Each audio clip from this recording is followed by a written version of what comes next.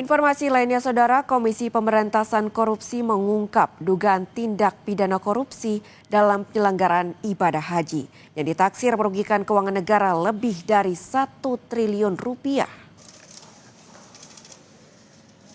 KPK telah menaikkan dugaan korupsi dana haji ke tahap penyidikan dengan berfokus pada penyalahgunaan kuota haji tambahan. Sebelumnya KPK menemukan adanya penyimpangan pembagian kuota tambahan dari pemerintah Arab Saudi untuk Indonesia. Sebanyak 20.000 kuota jemaah yang diberikan seharusnya 92% dialokasikan untuk kuota reguler dan 2% untuk kuota khusus. Namun dalam praktiknya kuota tambahan dialokasikan 50% untuk reguler dan 50% kuota khusus di mana masing-masing mendapatkan alokasi 10.000 jemaah. Jadi memang tidak akan panas, tidak terlalu panas. Jadi dari sekarang Bapak ini baru saja naik ke penyidikan dengan sprindik umum, artinya memang masih dibutuhkan langkah-langkah penyidikan untuk nanti kemudian KPK menetapkan para pihak sebagai tersangkanya. Di mana dalam perkara ini hitungan awal dugaan kerugian negaranya lebih dari 1 triliun.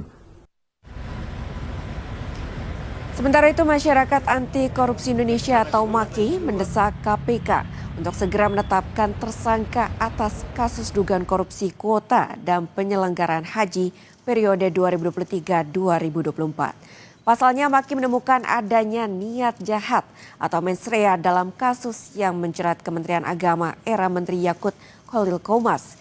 Koordinator MAKI, Boyamin Saiman, juga menjelaskan adanya dugaan kesengajaan penambahan kuota haji khusus sebesar 50% yang seharusnya kuota haji khusus hanya 8%.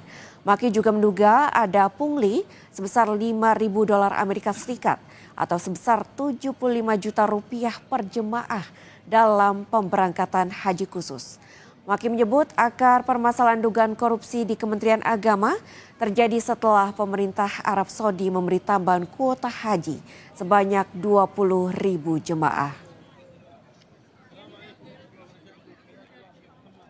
Untuk berangkat haji itu kan antriannya panjang. Kalau yang haji plus 7 tahun, kalau yang haji biasa bisa 20 sampai 30 tahun. Maka meskipun diminta nambah $5.000 atau 75 juta, jamaah nyatanya diduga mengambil. Nah, ini mestinya kan harusnya tanpa tambahan itu. Nah, jadi ada dugaan mens rea karena kenapa ditambah sampai 10.000 atau 50% dari kuota tambahan itu? Ya karena diduga ada oknum-oknum yang nakal yang hendak mengambil keuntungan.